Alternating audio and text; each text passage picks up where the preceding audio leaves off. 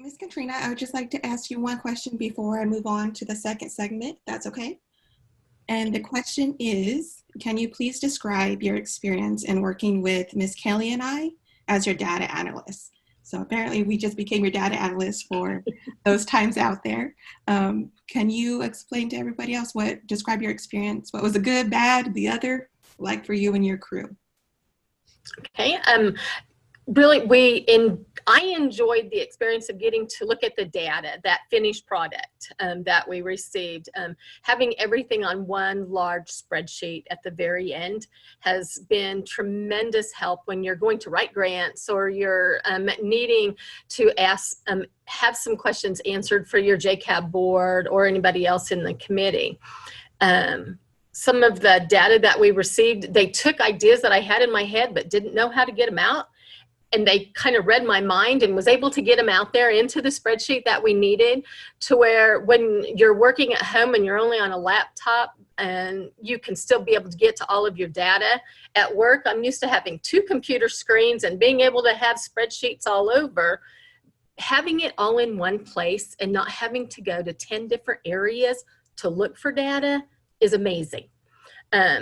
I really truly felt heard by Mary and Kelly, and they were great to work with. They talked to staff individually, so that made the staff feel heard.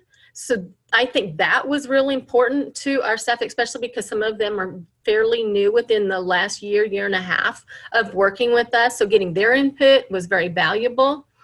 Some of the bad, the timing for us wasn't always great because Mary is a little fireball and will work 12, 13-hour days, come back again to work 12, 13-hour days, and even want to work on Saturdays. And so that wasn't always great for me. But she was very quick at being able to get the data put together and stuff. But there were nights I would go and say, okay, yeah, we're going to shoo you out of the building now so that we can all go home. Some of the other, and it was not on Mary or Kelly, but some of the overall process, and maybe I'll talk about that later, that was a little time consuming and didn't always quite fit what we thought it was going to, but that had nothing to do with Mary and Kelly and the data. And I'll just talk about that later. Thank you so much, Ms. Katrina. Okay, so now I'm going to go ahead and show this next segment. The process that was created and some of the analysis that was provided to Ms. Katrina. That is only a glimpse of the analysis because this is just used as a template and a sample of how to do a data or aid in data creation and data input within a local office.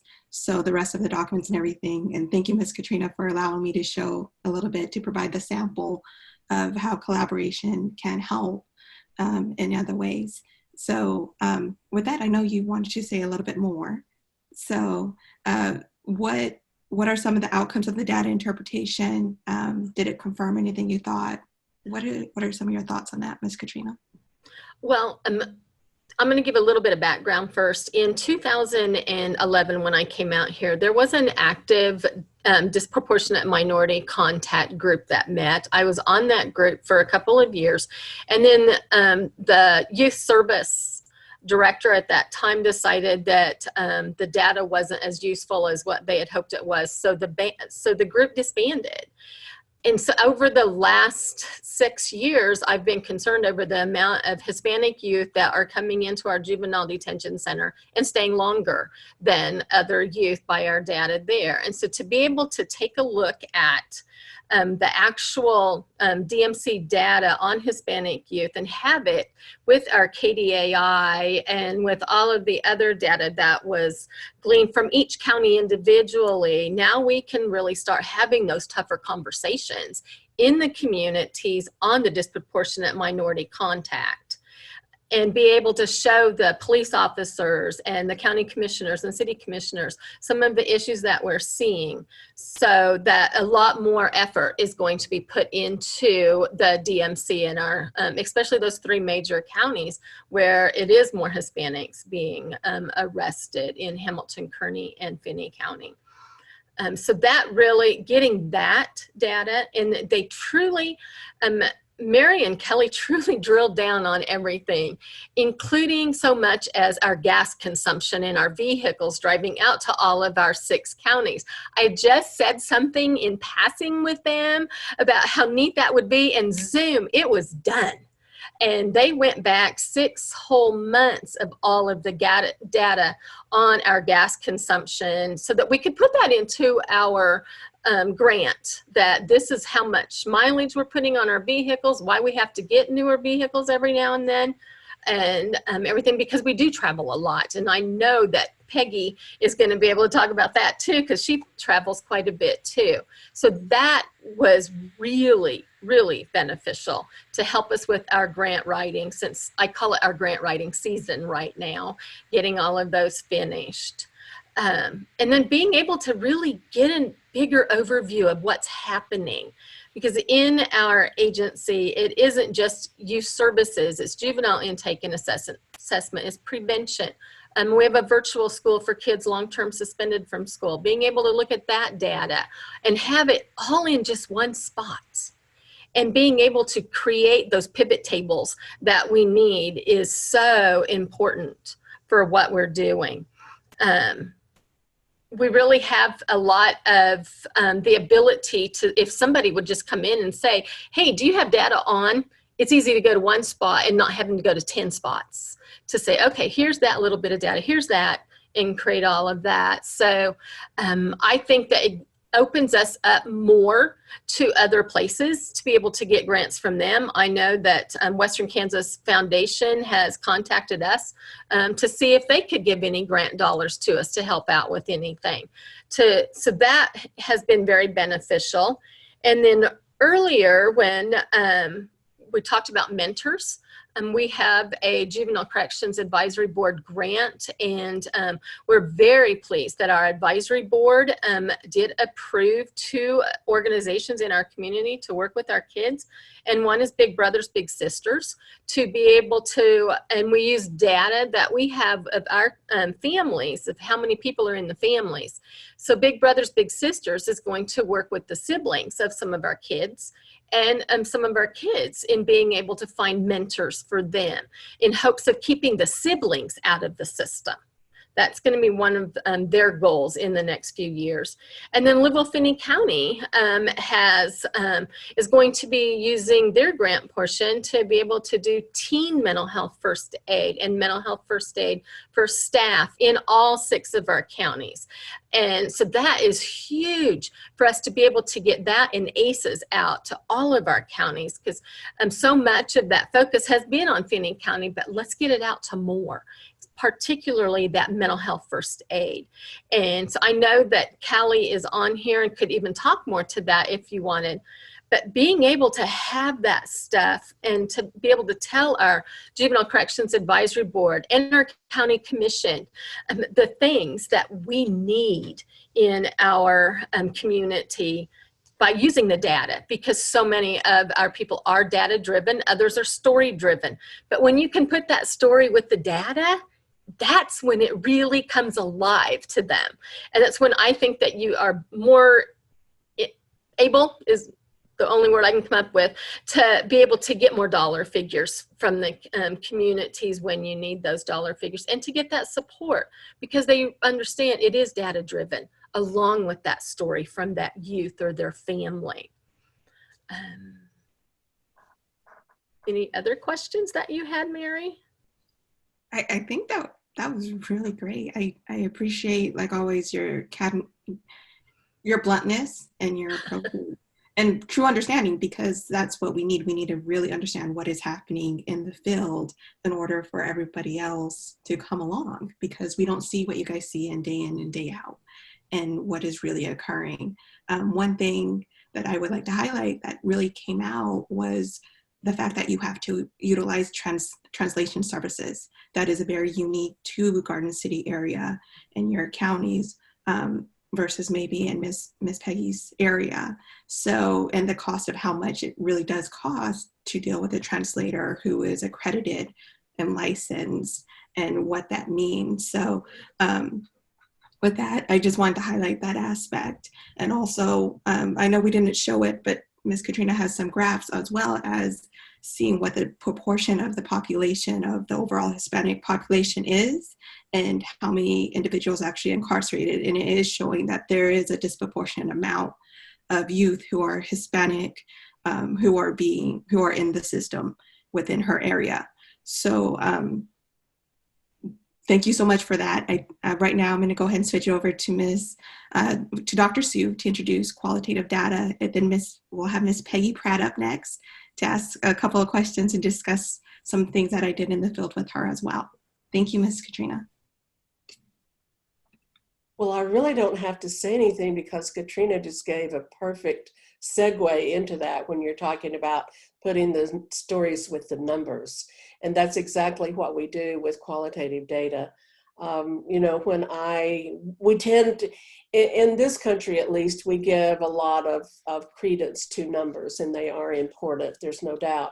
But part of our data is also the stories behind the numbers, to put that in context to understand the meaning of the numbers.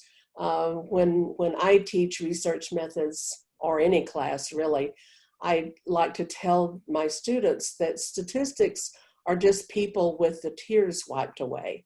And in this case, these statistics are our kids with the tears wiped away. So it's so important that we have a reminder that that's front and center, and that we need to understand what's going on in their daily lives, as well as the people who work with them.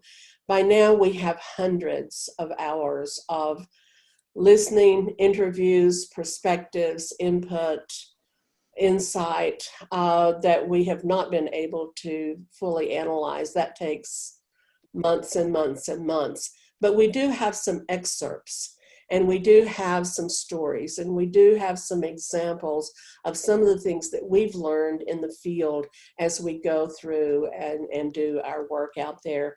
So I think we will just transition now, Mary, into some of the things we've learned there.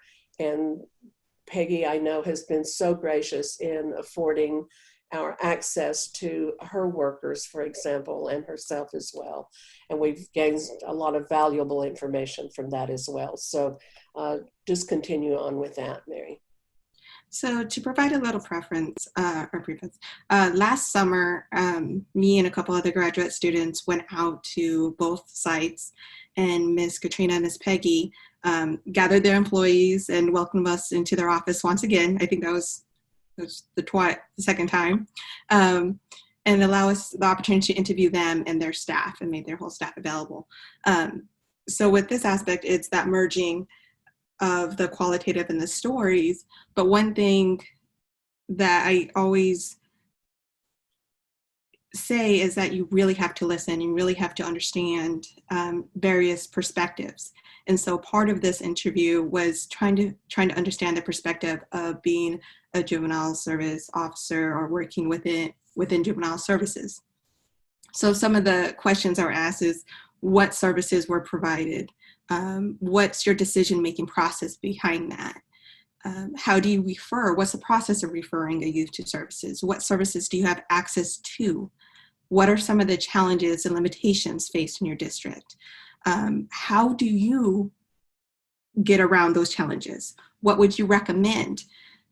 What are to deal with these barriers and limitations? So before I turn over to asking Ms. Peggy some questions, I want everybody to think in their mind, because there's 2 questions and 2 exercises that I use, and it was really awesome. The first one is just take a moment and think about 3 words that best describe the youth that you work with. Almost everybody here works in some way or fashion with youth. What 3 words would you choose to describe them? This is the same question I asked all these individuals. And as I read the words that are used from their answers, are these some of the things that you guys came up with? So some of the words they used were intelligent, perseverance, good sense of humor, tenacious, survivors, scared, promise, attention, needy, headstrong, curious, friendly, impulsive, smart, creative, motivated, want to learn, potential, guidance, love, tough, resilient, and searching. So the next question that I asked across the board as well was regarding barriers. So what are some of the barriers that you guys have faced? And maybe some of these barriers are the same that interviewees indicated as well. So some of the barriers that were brought up were transportation, access to or lack of mental health services, lack of alternative education services, employee retention or employee pay, mountain time difference, which is a huge issue at times, language barriers, access to FFT, amount of mileage covered across judicial districts. So imagine taking the time of having to take one youth to their counseling, which is 1 hour, and that youth has to be out of school all day, because in order to get to that mental health service provider office, it's a 2-hour drive. And then you have to wait in the waiting room for an hour. So that's 5 hours out of the day that one employee had to spend just to make sure that that youth was able to receive their mental health services. So these are some of the barriers that were brought up during the interview. I want to go ahead and provide the opportunity for Ms. Peggy. Is one, if you have anything you'd like to say about the whole interview process, or the other thing is just as administrator in juvenile services, how do you see the role of evidence-based programs and data-driven decisions working, especially with a lot of these barriers that you have indicated throughout this process in your collaboration with OTOK? Well, Mary, one of the challenges that we've had for the 20-some years that I've done this is that we cover 17 counties, so it's 16,795 square miles.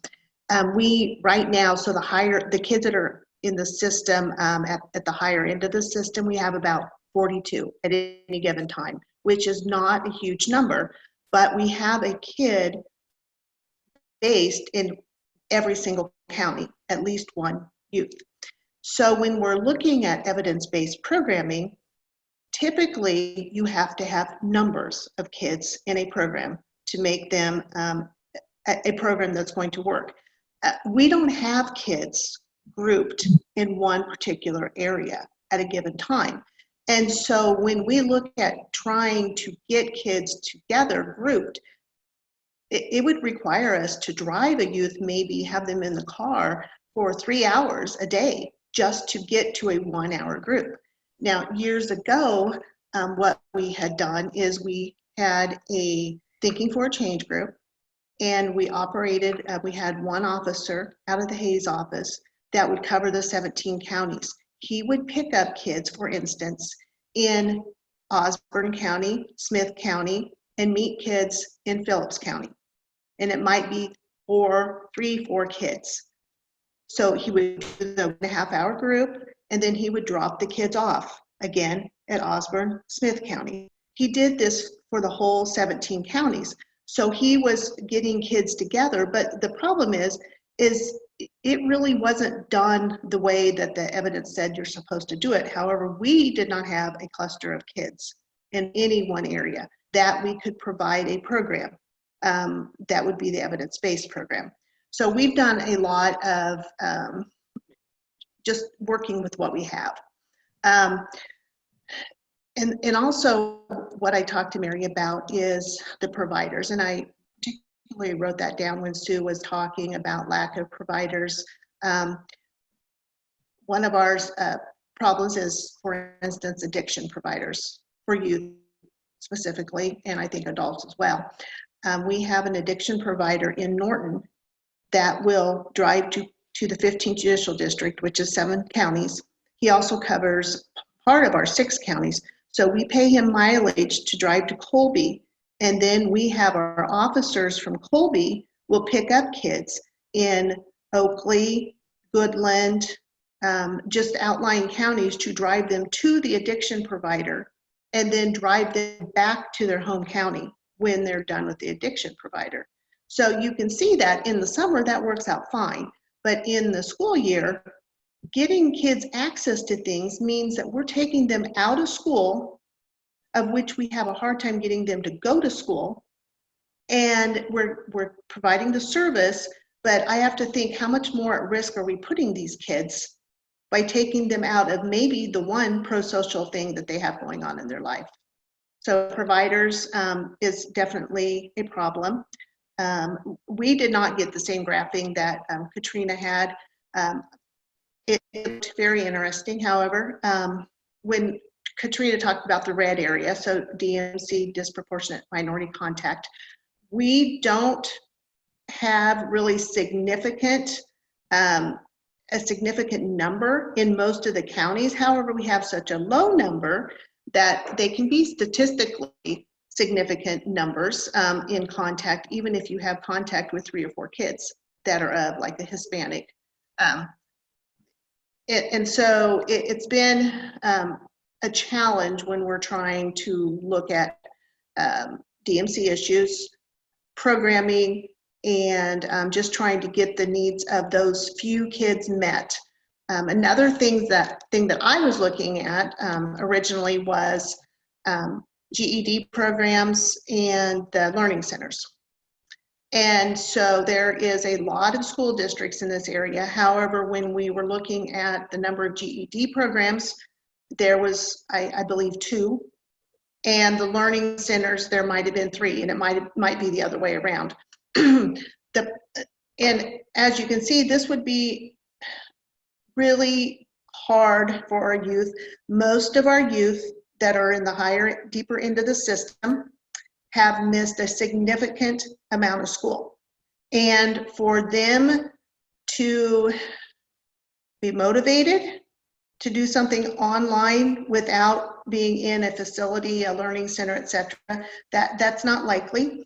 And even if they are motivated, my conversation with one young girl who we would transport from Goodland to Colby so she could take part in a GED program and get help, she said, Peggy, I've missed so much school that I can't do this on my own because I don't understand it. And so, I mean, I think all of that kind of led to the grant that we're working with, that Service Center, Travis Rickford, I mean, just others. And it's really the individual needs of our 17 counties, because we're very unique in just the numbers. But what I've always said to Department of Corrections is that I expect my one kid in Cheyenne County to have access to services. The kids in Eastern Kansas have access to services.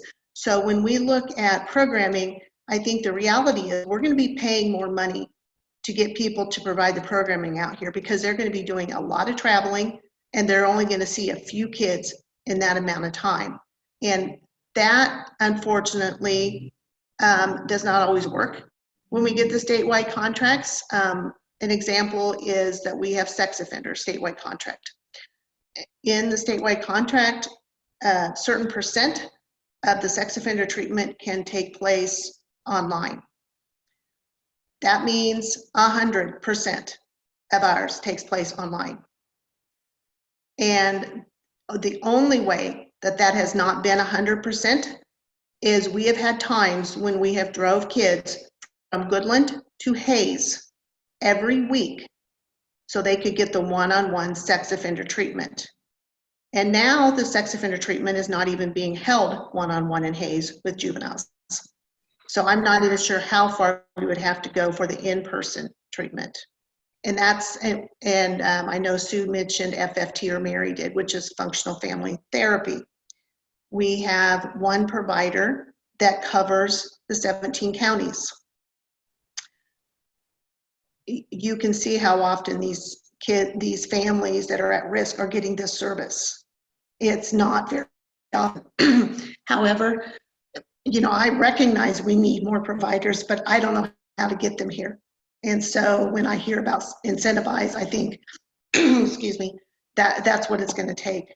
So those are the things that we really struggled with when we were talking to Mary and getting interviewed, is we try to provide what we can, and I think we're really good at finding our own solutions to problems, but there's some things we can't create, and we can't create an addiction provider that's more accessible to some of these kids. We can't create more mental health providers that can meet these kids more than once a month.